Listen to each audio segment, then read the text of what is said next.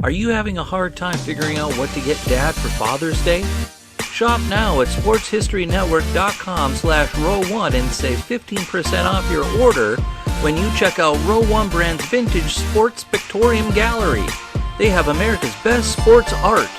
With over 7,200 historic sports prints, you're assured to find something unique for Dad this Father's Day. If he's an NFL buff, check out the 1963 vintage NFL helmet poster. Shop now at sportshistorynetwork.com/row1.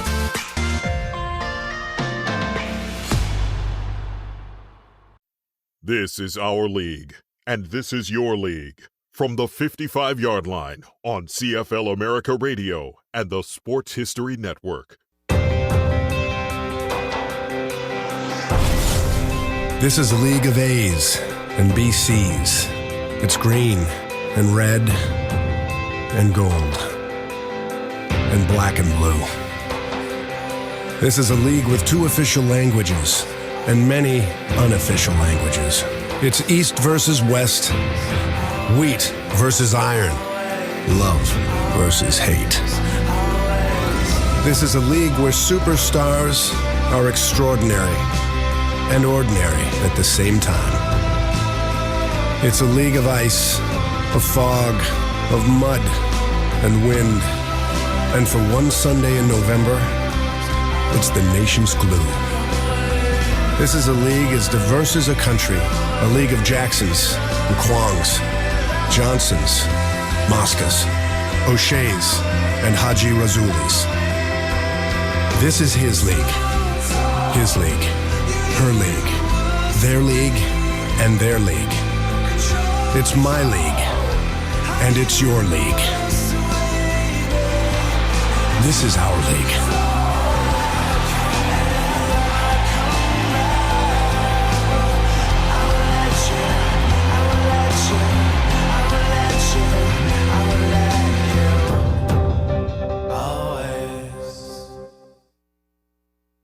Welcome to From the 55-Yard Line with Scott Adamson and Greg James. And we are here for our second podcast with noted historian and author Roy Rosmos, who is a CFL historian, a very noted CFL historian who has written 4 books on the history of the Winnipeg Blue Bombers. Roy, welcome. Thank you. Hi, Roy. How you doing, buddy? And so for the audience out there, well, it took us a few tries here as we're learning the technology as we go. And Roy, thank you for your patience this is our third take on an introduction. So my apologies for sitting there patiently as we kind of sort this all out. So I'm just going to call you Roy because I mean, with my last name, people get it wrong all the time. So, Understand that's no problem. Well, thank you guys. Thank you guys for being patient. And as I said in the opening, we are speaking with Roy today about the history of football in Winnipeg. Our first episode, it was Scott and I sitting down talking about the history of pro football in Birmingham. Well, today we are moving up north of the border, actually directly kind of north of where I'm at in Chicago, up to Winnipeg. Roy, let me ask you, as you and I have talked before, extensively before our broadcast, and I'll throw out the first question here is, you've written 4 books on the Blue Bombers. Yep. I mean, I know we do a podcast here, and I know Scott's written a book, but the books you have written, not only are they beautiful, I mean, they are as books go, history books go, they're beautiful books. That's the only way to describe them. And I have, over the summer, Roy was kind enough to send me all 4 books, and it took a while for them to get here because of the pandemic. And when I got them, they were looking through them and like, oh my God, they're coffee table books. I mean, these are not just books you grab right out. These are books that you lay out. I mean, definitely coffee table books. And Roy, I guess my question is what made you decide to not only write one book, but a series of books? Well, we talked earlier, don't want to confuse people about the books and the way they go, but it all started with the first book, which isn't a numbered book. It's not a volume book because it's about the greatest player to ever play football in Winnipeg. And I told you earlier, greatest player to ever play football either side of the border. But you know what? Come back to that later. What happened was I worked for a lot of years as a corporate liaison for Variety Children's Charity in Manitoba. And we were doing these dinners called the Hearts of Blue and Gold with blue and gold bomber colors. And I called up my hero, Kenny Plain, Iowa Hawkeye, first quarterback to ever win a Rose Bowl for Iowa. And he's been here all his life since he came here in 1957. And we're sitting, we're talking, and my hero, I'm my eyes falling out of my head with my hero. And I'm thinking, there's nothing out there about him. I mean, Wikipedia, this, that. Said, no one ever wrote a book. And my buddy Wayne turns to me and says, well, you know more about the Bombers, probably the CFL than anybody else. Why don't you write it? So I said, okay. So I got involved with Kenny and I wrote this book. That first book, which is actually a companion book to the other 4 volumes of the entire history, was like I said, a bio, and it was the greatest. We call it the golden years here in the CFL in Winnipeg, when the Bombers from 57 to 67 won those 4 Grey Cups, 4 out of 5. And this guy was so unbelievable. So I did it. I didn't care. It sure didn't make me any money. I didn't care. This is my hero, my Winnipeg Blue Bombers. Now, after I got finished that, I thought, what about the rest of the history? There's nothing anywhere. So, okay, dive back in.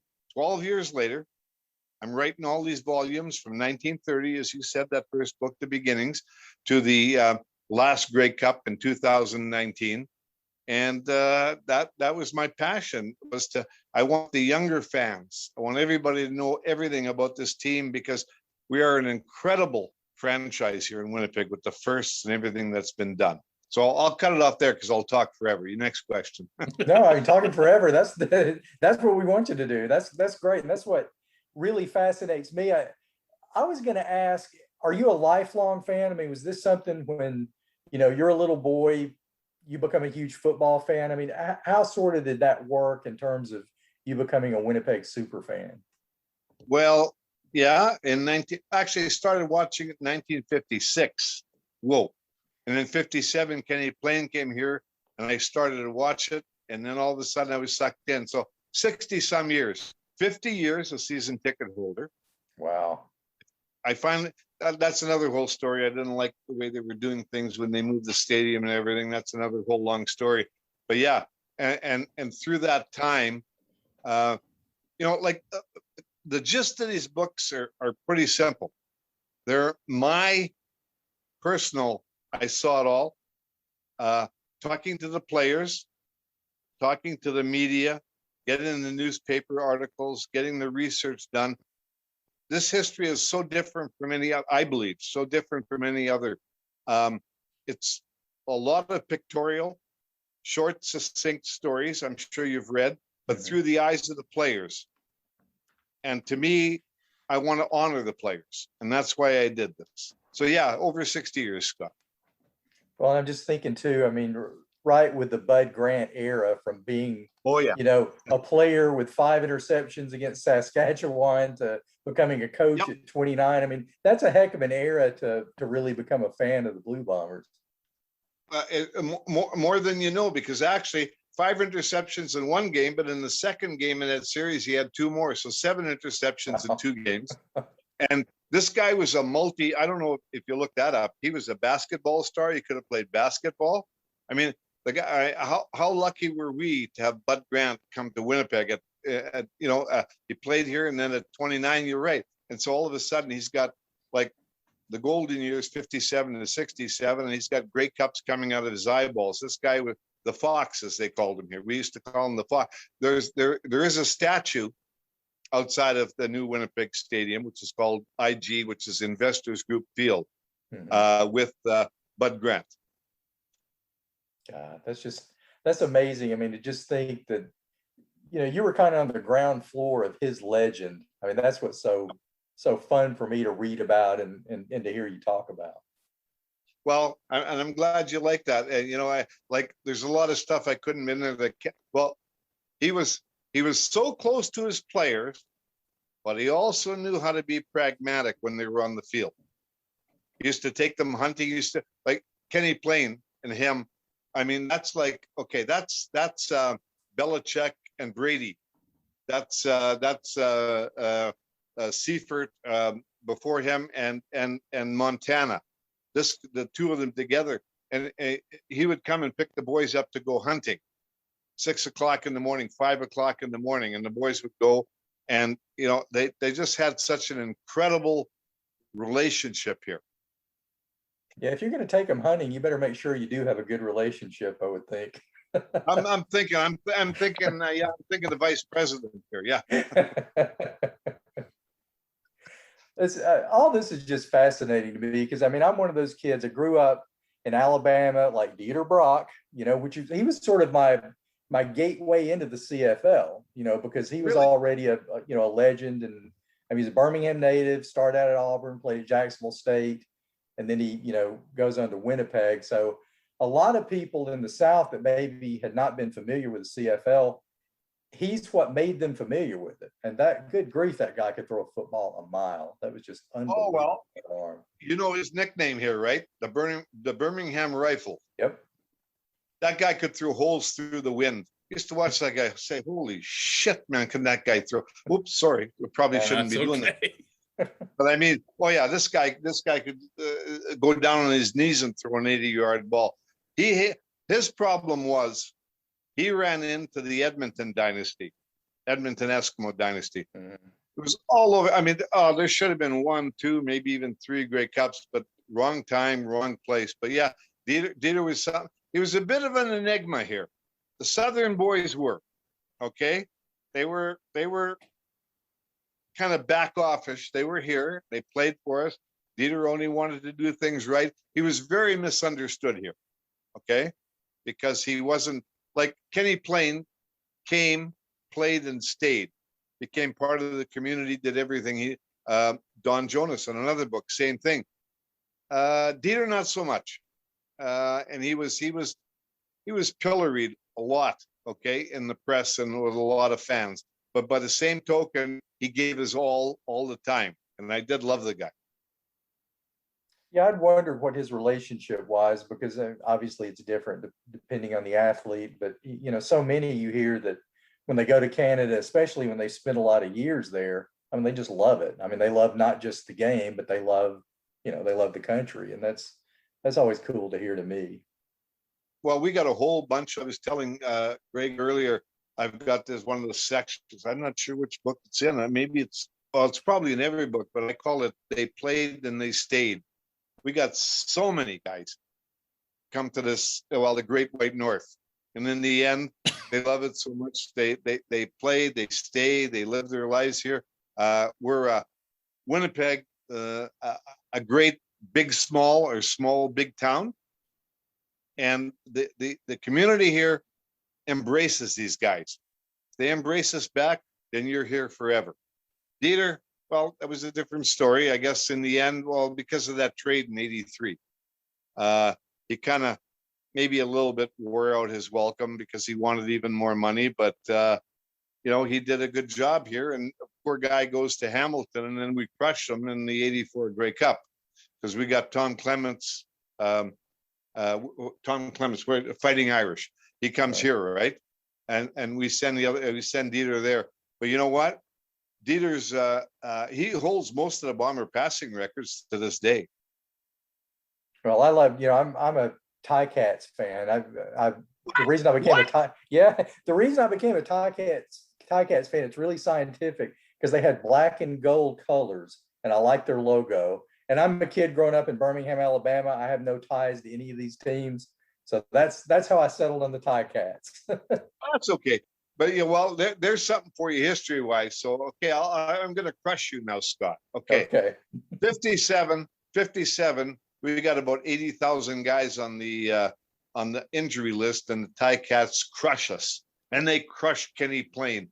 This young guy comes here. Now, 58, we beat them. 59, we beat them. 61, we beat them. 62 we beat them, 84 we beat them, and 2019. So we kind of got it up on the boys. Yeah, I think payback. I think you got it there for sure. I'm thinking, But I've always envied guys like you and Greg because you live in a town that have a team that you can love. You know, with me in Birmingham, the teams come and go. You know, they may last a year, sometimes 3 years, but you guys have, you know, like Greg with the Bears, you've grown up with the Blue Bombers. It's just got to be special from a fan standpoint. it is, you know, when you have that connection, which is harder to do nowadays, because of I went over that with Greg because of the contracts and stuff like that, and guys coming and going. There was a time when guys played their whole careers with one team. Well, you don't see a lot of that anymore. Okay, and so you can get into it, and these guys are in the community, and they're out there, they're raising funds, or they're talking to you something, and they become part of your life, and you become part of their life, and that's why they stay. So yeah, we do have that, obviously. Not as much anymore.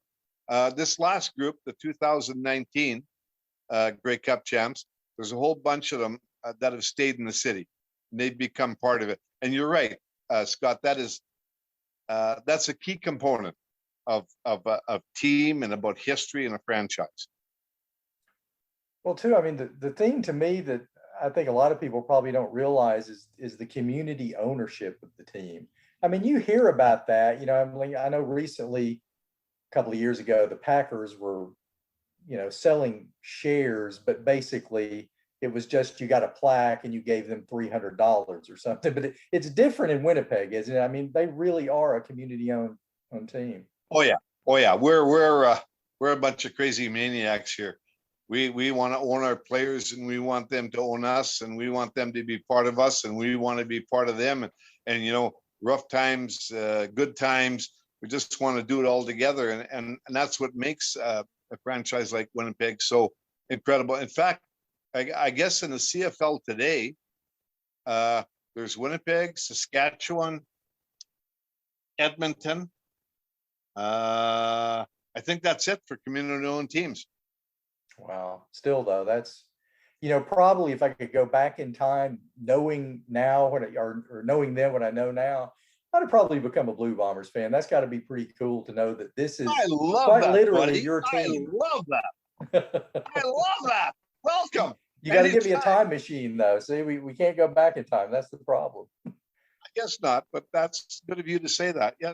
And Greg, aren't you a Toronto guy, Greg? Aren't you? I'm more of a Toronto guy, and a lot of that for me is well, a lot of that is based on the Argos' history with Chicago. Yeah, because the Argos and my Cardinals have played twice. They played once in the 50s, and they played, I think, once in the 60s during those CFL exhibition games. Not the Cardinals.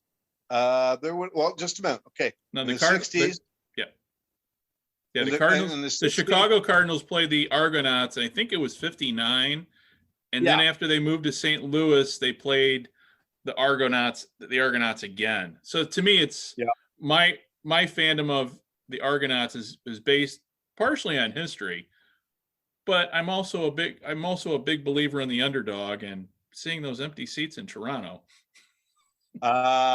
Okay, so now it's time to start frothing. It makes me absolutely nuts. They're driving me absolutely bonkers in so many cities. No, I mean 6-8 million people, and you're going to tell me you can't get 20,000 people? I think it's the marketing to start with. Now, you guys aware of Mike Pinball Clemens? Oh yeah. Okay, now this guy, I saw him here in Winnipeg talking about, this guy is one of the most incredible proponents of football in Canada. Okay, and he's running the Argonauts now. But you see, the problem is Toronto, I hate to say it, they got this US syndrome where nothing's good unless it's NFL. And yet the Argos, they've got the most Grey Cups in Canada. Okay, in fact, which pains me, they beat us 4 times in a row in the 40s. And that's the only team we've never beaten in the Grey Cup, Winnipeg. And I look at it and I say, you know what? There's all kinds of room for stuff like that. So yeah, we like to have the Argonauts, but Toronto, I'm going to get any Canadian people listening to this from East are going to hate me, but that's the problem. Toronto considers themselves the center of the universe, basically. And if it ain't Toronto, it ain't worth shit. And that's the problem. And you know what? So good on you liking the Argonauts. And yes, you're right. They did play. And that brings me to another one. Well, my beginnings book, I don't know if you saw that, but actually, here's another first. Winnipeg Blue Bombers were the first team in the CFL.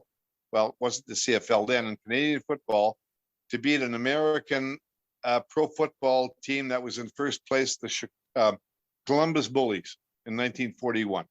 And now, see, I did not know that. And I don't know, Scott, did you realize I did not that? know. I did not know that. Yeah, we beat them 19-12 here in Winnipeg. Now, 3-game series after that, I guess they got their footing, but it also had to do with the way they played the rules. They beat us way, because like the history books will tell you, they'll say, well, the only CFL team to beat an American team was the Hamilton Tiger Cats beat Buffalo, I think, in 61 or something. But nobody realizes 1941, they came here and we stuffed it to them 19-12, Winnipeg Blue Bombers. Columbus Bullies. I got their uniforms. I got everything. They were the old AFL, I guess. And they were the first version of the American. See, yeah, I did not. That's what I love about these podcasts. I learned something new every time I listen to a podcast.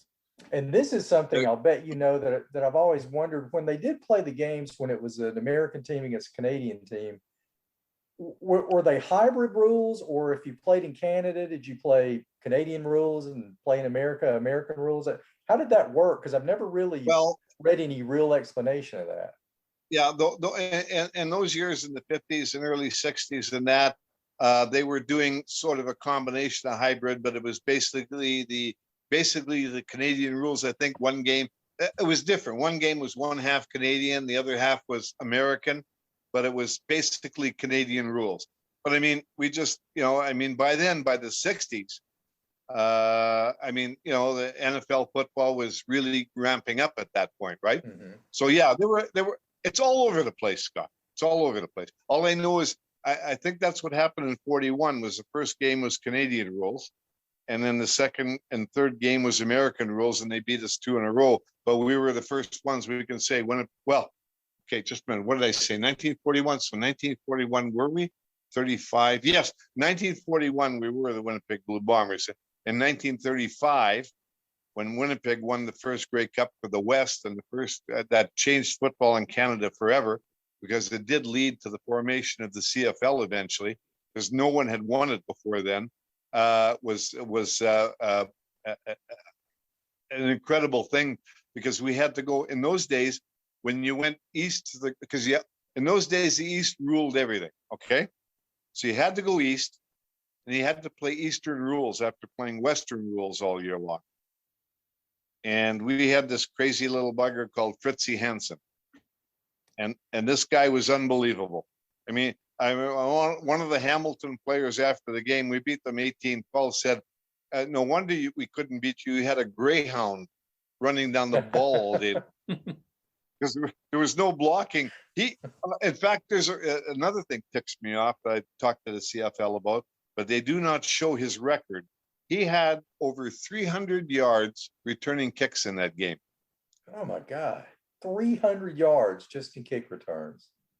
Kick return, and there was no blocking in those days. And his final one was a 78-yard punt return for the touchdown to win the game. It changed everything. And why does the CFL just not recognize records going back that far? Well, here we go again. I'm going to get in trouble because the CFL is so full of shit. You know what? They don't look at that stuff. They grab whatever happens to be there and they say this is it, but they won't show it as a record. I mean, over 300, and they know that because I got my hands on the scorecards. See, the field was muck and poop and everything in that time of year, right? So they said we can't tell, but the yard markers were there. Hello, actually, I think it was close to 329. Now that's kick and punt returns, right? No blocking. He's coming through. Fritzie Hansen. His nickname was the Golden Ghost or the Galloping Ghost. Nobody could stop this boy. And in terms of history, so does a team recognize that record, or is it just the league just doesn't recognize it? You know who recognizes it, my friend? Me and the book. And I'm yelling and screaming at everybody, and I'll choke everybody because it's there. No, the team. Yeah, there's another whole podcast that's going to get me thrown in jail. Come on, guys. Come on, guys. Be who you are. It's there. The records are there. I found this stuff. I spent 12 years digging and scratching and crawling and digging this stuff up and finding it, talking to players. So yeah, it's real. It's real, Greg. But for whatever reason, I can't tell you. Okay. Well, and that kind of, as we're talking here, I'm just thinking about what you were saying about the league and the team, and in terms of the history of the Bombers. Yeah. And I know this is not up in Edmonton. They do not have a Hall of Fame, but I know in saying Green Bay, they've got a Hall of Fame down there that preserves their past. In Chicago, Unbelievable. In Chicago, we really don't have one, but that's partially, from what I understand, due to a fire that erased a lot of Chicago memorabilia back. I don't know if it was in the 50s or the 60s, but a fire took out a lot of the history other than what was in print. But with the Blue Bombers, how do they look at their history? How do they honor their history? They don't, and that's okay. Oh man, am I in shit later? Okay, I don't care. It's often said there's two things. If you're an honest man and you got nothing to lose, you can say the truth, and I'm both of those. So you see, the Bombers had the same thing. They had it wasn't a fire. It was a combination of a little bit of fire and a flood years back that lost most of the stuff. Okay, I buy that. All right, but I'm sitting here. I call myself the little Polish kid from East Elmwood, Winnipeg, that said, you know what? I'm going to find it. 12 years worth of finding it. I dug and I found. It just takes a bunch of crazy idiots like me in every city like Chicago and the rest of them to go out there and say, you know what? I'm going to do this. And so when you say about that, yeah, I'll give them credit to a certain degree. They got a pretty good sports writer there by the name of Ed Tate that they brought from the Winnipeg Free Press, and he's doing some good work. But there's nobody got what I got. And you got to go deep.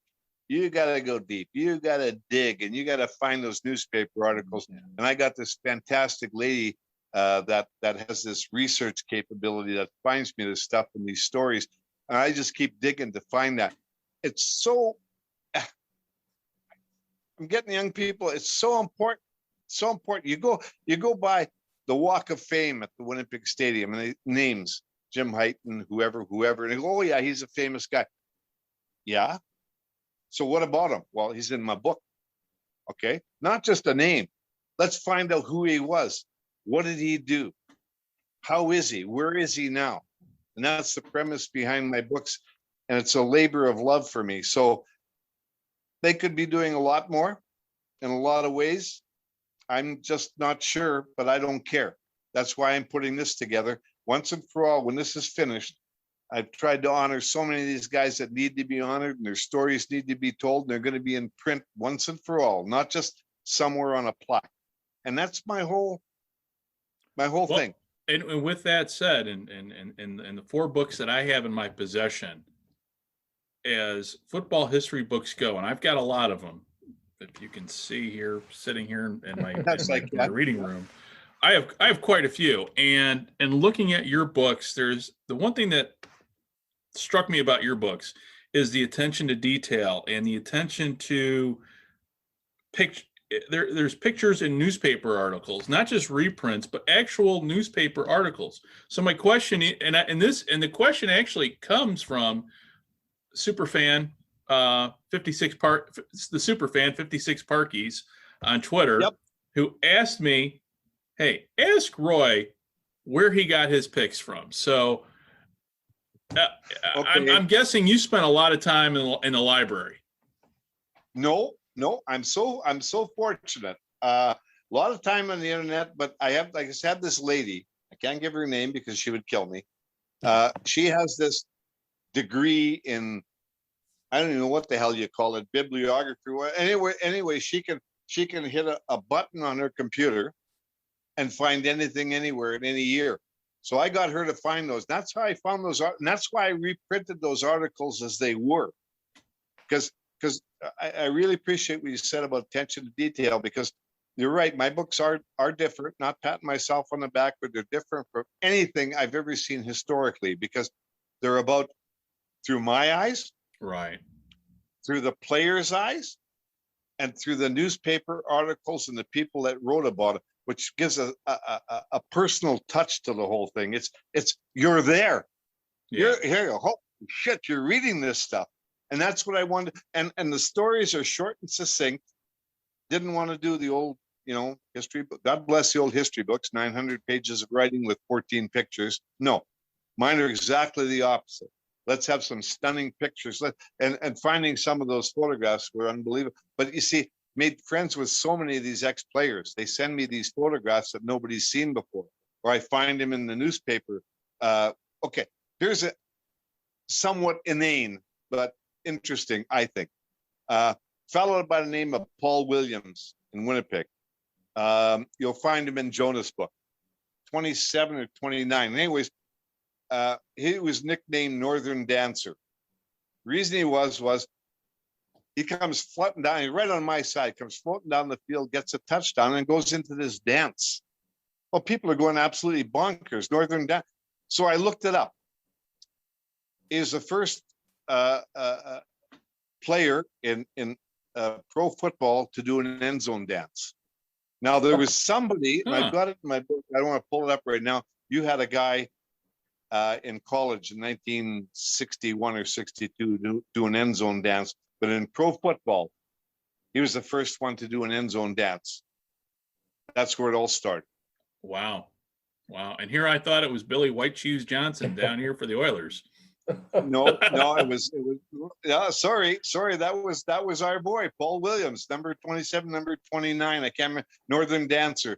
And I apologize. I'm supposed to be this big shot historian, but I got these books and I have, I have hello, who am I talking to and who are you? Well, that gets me into the next question I wanted to ask in terms of, just talking about the CFL. The CFL has a lot of firsts in pro football that on this side of the border, they never get credit for at all. Right. So when it comes to the Blue Bombers, what are some of the first that the Blue Bombers are really not recognized for? Well, I think I told you. Now I'm getting in trouble with this again, but it's in the book. Quotes Indian Jack Jacobs, as he was called, came from your side of the border, from University of, I think it was Colorado. I can't remember. Anyways, played for the Packers. Came here because he could play quarterback. First quarterback either side of the border to throw for over 3,000 yards. Wow. Okay. Said Winnipeg Blue Bombers first to beat this.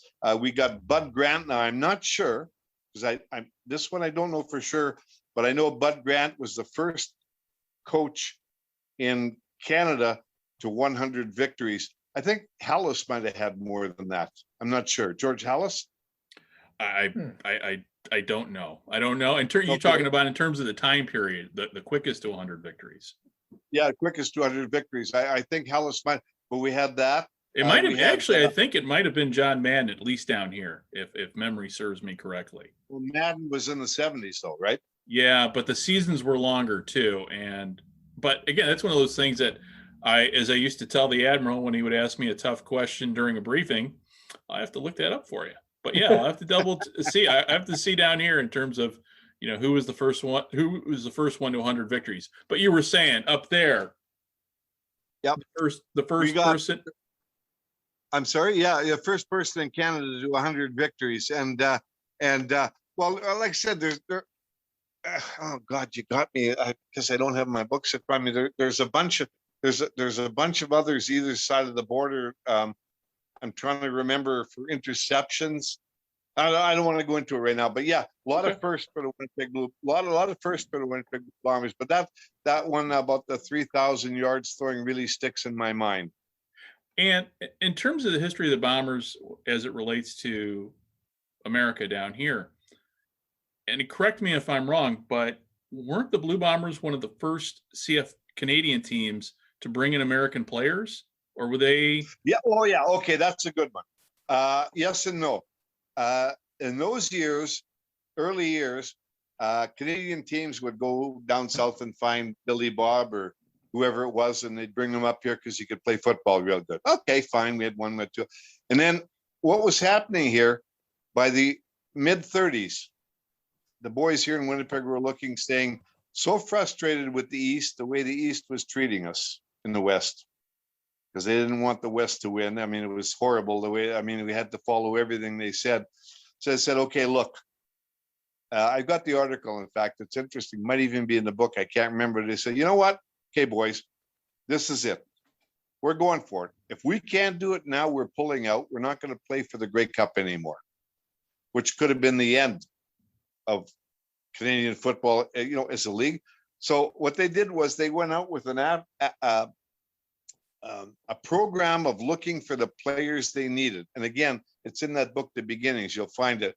They brought in seven or eight Americans, but with pointed ideas. He plays here, he plays here. This guy does this guy does that. Well, boom, Grey Cup. Now, here's another one. You'll find CFL drives me nuts again. They'll tell you that the 1948 Calgary Stampeders were the first undefeated CFL team. Not true. The 1935 Winnipegs, as they were called, were the first undefeated. Now, they played a longer schedule, but the Winnipegs played a 12-game schedule, including American teams as warm-ups. Beat them all, never lost a game. That team was, that's where that Fritzie Hansen guy was telling you. Fritz Hansen. Yeah, Fritz, I'll go with that because his real name is something else. But Fritzie, he and those other guys that came up here, we had this guy by the name of Russ Rebels. They called him the Wisconsin Wraith. He was like the ghost. He was from Wisconsin. Mm-hmm. We had these guys, a fellow by the name of Bert Oja came from the States, another guy who stayed here. But yeah, we started something that made the CFL look at making rules for imports. Okay. When we brought those boys in. So again, another first for the Winnipeg Blue Bombers. And when it comes, talking about the time period, the 1940s, was when during the war, was yep. Did the Blue Bombers, the name Blue Bombers, does that come from the influence of the Royal Canadian Air Force up in Winnipeg during the war, or no? That's interesting you bring that up. Where did the Blue Bomber name come from? You're gonna love this. I got a guy, Vince Leah, Leah, Vince Lee. Uncle Vince, they call him here, was the pride of Winnipeg and Canada in his writing. And he was watching a game in 1936, I think it was.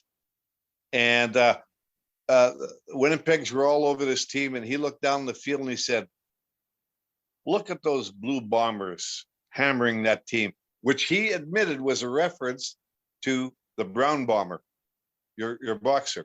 Lewis. Yeah. Lewis, yeah. And the name stuck in 1936, the Winnipeg Blue Bombers. That's where that came from. Look at them Blue Bombers down there doing a number on that team. So yeah, that's where it came from. Before that, we were just the Winnipegs. And during the war, I know there were military teams that competed for the Grey Cup, correct? Yeah, that's in the book again. That's sort of a mishmash. What happened was that there were so many guys overseas that they were putting teams together with whatever they could put teams together with. And, they would, one Grey Cup, they would wear the RAF symbol in front of it. But the only year they didn't play was, I think it was 45, but they played all the way through there. And they just fought their way through it and did it with Army guys and with regular guys. Okay. Right. And after the war, when life got back to normal, there were 8 major teams playing Canadian pro football, correct? Or were there more? No, that's it. The West was the tough one. Okay. The East always had those 4 guys, but we were the 2 major teams that were always there in the West were Winnipeg and Regina. Okay. You had Calgary in and out. You had Edmonton in and out, and then BC was sort of on the periphery. Came in 50, 56 or 57. Okay. But that's what we had here. And I mean, the actual formation of the CFL as it is today was 1958. Okay. That's when it became the CFL. I know when I started following it in the early 70s, they would show on US television, they would have truncated games that they would show in the summer. It usually wasn't on game night. It was like a couple of days late, but in the US, we didn't know who won. So it was just like watching an hour version of a CFL game. But I remember thinking how odd it was that there was the Saskatchewan Roughriders and the Ottawa Roughriders. I thought they're only separated because they've separated their nickname, but and then I realized later there was a reason there, why each had their name. But when you're a kid, you don't know. No, when the East and the West, but okay. So once again, just only a couple seconds because I don't want to froth, being an old man. This Ottawa Red Blacks makes me want to puke, but that's okay. And that's the kids. That's the up-to-date thing. You could have called them even the Renegades was better than that. But they got away from that. And there was Rough Riders East and Rough Riders West. I at least like the Renegades logo. Yeah, I'm like you. I'm not a huge fan of Red The Blacks Renegades either. logo is one of my favorite CFL logos. That it was cool. You got a beaver on it, and you got a maple leaf. Yeah. It was a really beautiful logo, anyways, the 2 of them, at least we still got the Saskatchewan Roughriders. And I got, if you ever get to the beginnings book, I got some great. Now, okay, you guys aware of the biggest weekend in Canadian football, the Labor Day game? Mm-hmm. Yeah. Labor Day Classic. Okay. Yep. Yeah, and then of course the follow-up, which is the Banjo Bowl in Winnipeg. Mm-hmm. Because we play there, the Labor Day, they play the Banjo Bowl here in Winnipeg. Right. And that goes back. I got some stories. Oh, the hatred and the combination of love and hate between Saskatchewan and Winnipeg is unbelievable. But it's just you go to the Labor Day game. I've been there a couple of times and had to walk the walk of shame back to my hotel because they keep beating the shit out of us out there. And then we get them. We get them here on the Banjo Bowl. So little things, but interesting. Oh. Well, let me ask you, Roy, in terms of the CFL. I mean, I know better than anybody where the CFL has been. Yep. Where do you think we're going at this point with the CFL? I don't know if I should say this on a podcast, but I think I need to go get some more scotch.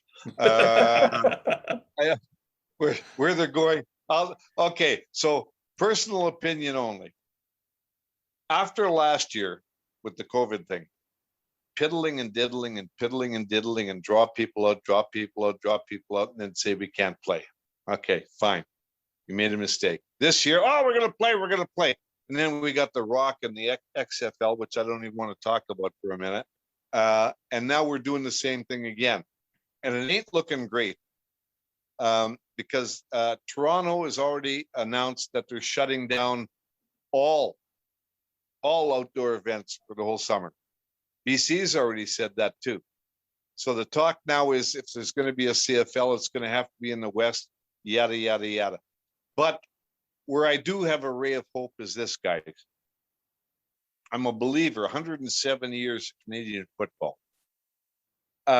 If you look, as I said, Saskatchewan and Winnipeg were the only ones in the West, and there was 4 in the East. I don't care. I really believe that the CFL will survive, because first of all, it's kind of a league unto itself. I mean, we can be cruel and say it's only a feeder league for the NFL, but the NFL seems to like us doing what we're doing. We had a chance for Canadians to play football and show their wares and go to the States. I think it's a very necessary. Maybe I'm wrong. I think Goodell and the boys think that the CFL is pretty necessary to them too, because as I say, these American guys, and your guys, when they're, well, I want this and I want that. Well, you know what? Go somewhere else. Where else can you show off your skills where Goodell and the boys can watch you and pick you up? Right. So I think, I'm not sure what form it will take, but I truly believe there'll always be a CFL. Okay. Well, that's nice to hear. And you're like us, we're on the social media and we see the stuff going around. And for the last 2 months, it has been nothing but pure speculation. So let me ask you, in terms of just what has been speculated, do you Sure. think, do you have any issue with an alliance with an American league? Not so much a merger, but cooperation across the border to try to make the game better. Can't, that ain't, the only cooperation across the border that's going to make it work is with the NFL saying, you know, we like you, you know, don't worry, we won't do this, we won't do that. Cooperation won't work because, well, I shouldn't say that, but if you're going to start piddling around with 4 downs, 3 downs, getting rid of the single point, getting rid of this, changing the field, ain't going to work. So the only cooperation I can see right now, like I said, Goodell and the boys. I mean, here's probably what I like about the NFL best. God bless them. They will not bow to Toronto with their Toronto, center of the world, wants an NFL team. They're saying, no, they're not going into Canada. We're not going to do that. To me, that's cooperation. Right. So can we cooperate? Yeah. We'll bring your boys up here. If you like them, you know, we'll send them back down. I mean, I think they're treating us quite well. XFL, that's a disaster. Don't even talk to me about that. That is a disaster and waiting to happen. Well, Greg and I have talked about this before, just being American fans of the CFL. That's Yep. the thing to me, as far as the rules, it makes it a better game. To me, it is a more enjoyable game to watch. I like the 3 downs. I like the long field. I like the 12 players, the rouge. I like everything about it. And that's what, when I first, started hearing all this stuff, that's what was heartbreaking to me, because even as an outsider, which I am because I'm from Birmingham and will be living there again soon, but Yep. I feel a certain kinship with the CFL. I mean, I absolutely love the game the way it is. And I just want the CFL to continue. I'd like to see maybe a franchise in Nova Scotia, but beyond that, the way the CFL is now, I just want to see it just keep on going the way it's been going, not financially, but in terms of the way the game is played, because I think it's just a terrific game. Well, thank you, my friend, both of you. I appreciate that you appreciate it, because it's a hell of a game in its own right. Like I told you, I don't know if you go on Google every once in a while. Here's one for you. Like I sent you that stuff, Greg. Punch in 1972 Western Final in Winnipeg against Saskatchewan, 2 and 3 times out of the end zone, getting that ball out. And it was just back and forth, back and forth. The excitement of that is unbelievable. And in its uniqueness with the 3 downs, which is a lot tougher, obviously, because if you run 1 down, then you better have a pass. So it's a tougher game in a lot of ways. Actually, interestingly enough, one of the things I like about the NFL now is that they've been playing more of the Canadian game, in my mind, the last few years with passing than they ever had before. And there's something about that. It's absolutely a passing league now, for sure. Yeah, it is. And now, I mean, back in the old days, I was watching the NFL, but man, it drove me nuts. You watch Minnesota. I can't remember the guy's name. I mean, it was like 3 yards, 3 yards, 3 yards on a run. It would drive you. I used to watch these games that were 3-0, 6-3. You fall asleep. And then Cosell and the boys took it over and turned it into an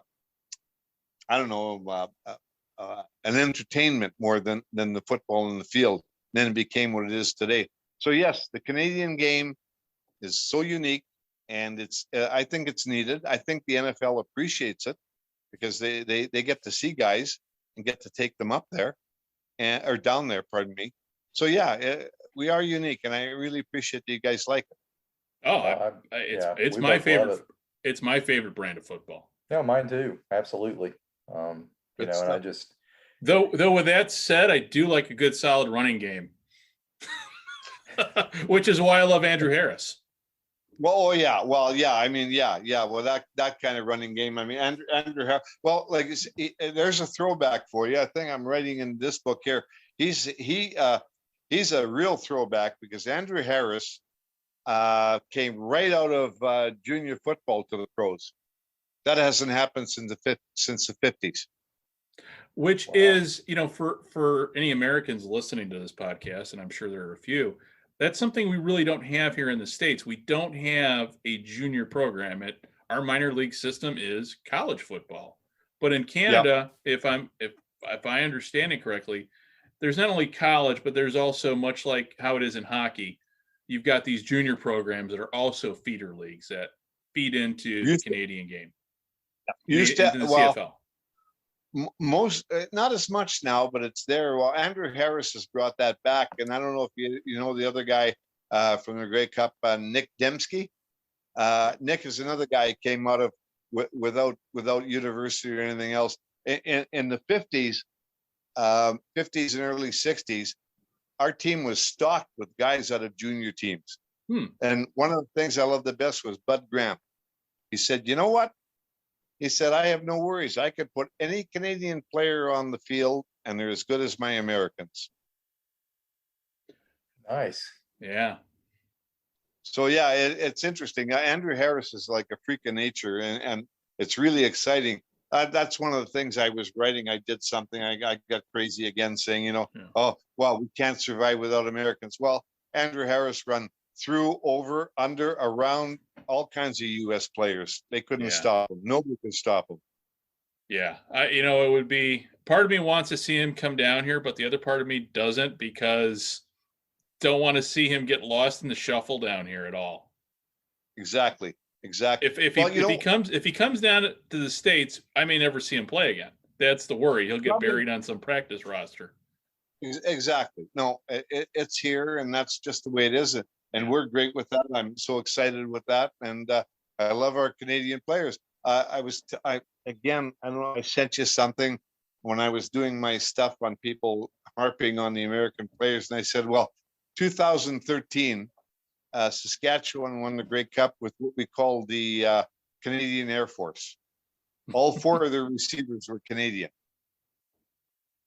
See, I love that. I mean, that's great. Well, we can do it. We got some great players, but everybody's pushing. Well, you got to have more American. Well, yeah, it's okay, but let's not lose that. And I know Scott feels the same way as I do. Honestly, I want to see Canadian players. American players I can see down here. I want to see Canadians play. So to see somebody like Andrew Harris play, or looking back in history, Russ Jackson. Now that's interesting, because he is the one and only Canadian quarterback to ever have success in the CFL. And hopefully we will see more kind of after this pandemic, and maybe, fingers crossed, we can hope that you're going to see more Canadian talent maybe come out of this. Hopefully, I mean, part of it's wishful thinking, but we can only hope. So, Roy, let me ask you, and if you could tell everybody about your projects, your books, what you're currently working on now, and where to find on the internet. And I know you've got your Twitter account to order these great books, because I got my books directly from you, And yeah. so Well, yeah, you're best off at this point. I mean, sort of, some of them are still in stores, but I've got them all here. And for me, probably I tell people you're better off. You've got my email, rosmos@shaw.ca. All they got to do is fire it out to me, and I'll make sure they can get the books. and where at on Twitter can we find you? What am I on Twitter now? Heart of Blue and Gold or Royal Blue? Okay. We'll give you some major retweets on your books too, because I think this is fascinating. I mean, for Greg and I who love the CFL, this is our porn right here, So this is just fantastic to talk to you and to have all this knowledge. I mean, this has just really been an honor for both of us. Yeah, well, I appreciate it. Very much so. You guys are interested. I mean, I find that fascinating and I love it. And so, yeah, anybody, even if they just, I don't know, ordering books, they want to know something, give me a call, because I've had a lot of orders from the States too, from guys, different Yeah, I was places. going to ask, since we started doing the retweets and everything, have sales picked up for you? Actually, I've gotten a few more from the States. Nice. Come out of nowhere and say, I'm either a Canadian expatriate or I'm a American guy that love your stuff. So yeah, it's really, you guys been good to me. It's really nice. Yeah. And I apologize. I've not had a chance because when you and I started talking, on my to-do list is building basically a mini website for people to go to, to link to you. So we'll be doing that. I'll be getting that done soon, hopefully. So Roy, any final words you want to say to anybody in terms of just the history with the CFL? I'm sorry, with the Blue Bombers? No, other than, you know what? If you want to know about the Blue Bombers, they're all in these books. And awesome. These are the things to get. I've got them here. You can get a hold of me. I can set you up and fix you up, and you'll find out about the greatest franchise in CFL history. Awesome. Great. Roy, thank you very much. And for everybody listening to the podcast, this has been a presentation of the Sports History Network. And if you're really into history research, sports history research, check out newspapers.com. And you can find that at the sportshistorynetwork.com. There's a link there that will get you signed up for an introductory subscription, and go to sportshistorynetwork.com and link from there. And if you're into football history, and I know Scott used newspapers.com for his great book. It was invaluable, absolutely invaluable. That's one of the greatest investments I've ever made. Really, I mean, it's just fantastic. And as I told Scott, the one newspaper that I want, unfortunately, is not on there, but that's my hometown newspaper. But that's another issue altogether. Well, so, listen, thank you, my new friends. I love you. You're guys. welcome, Roy. Thank you so much, Roy. This has been, like I said, it's been an honor and a real pleasure for both of us. Definitely. And we could do it again, right? We will do it again. So when is the current book that you're working on right now? When do you suspect? When is when are you seeing that book come out? Mid-August, early September. Okay, so let us know. Well, you and I will be talking well before then, but after the book comes out, we'll have you back on again and talk about the book and talk more Blue Bombers history. Sounds good, buddy. All right. Thanks a lot. Thank you, sir. Gentlemen, have a great evening. This podcast is part of the Sports History Network, your headquarters for the yesteryear of your favorite sport. You can learn more at sportshistorynetwork.com.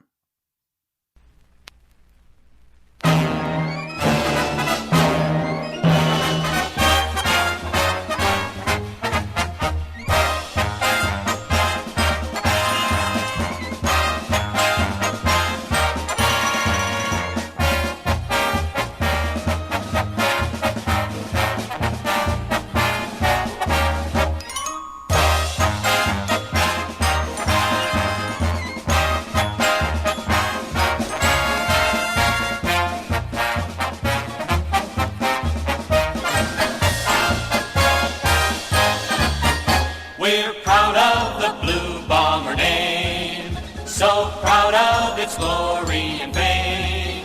We're best in the West, and we'll take on the rest when we get to the East-West game. Fight, fight, let's fight through that line down the field. Our Blue Bomber teams never yield.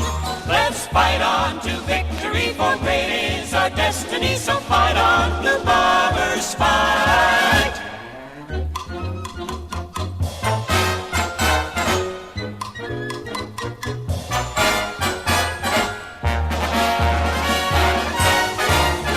We'll shout as you go charging by. We'll send up our cheers to the sky. Behind you we'll stand, you're the best in the land, and we'll shout out our praise on high. Fight, fight, let's fight down the field yard by yard. Let's fight down the field, hit 'em hard. For we want a touchdown team and we want a chance to scream. So fight on, Blue Bombers, fight!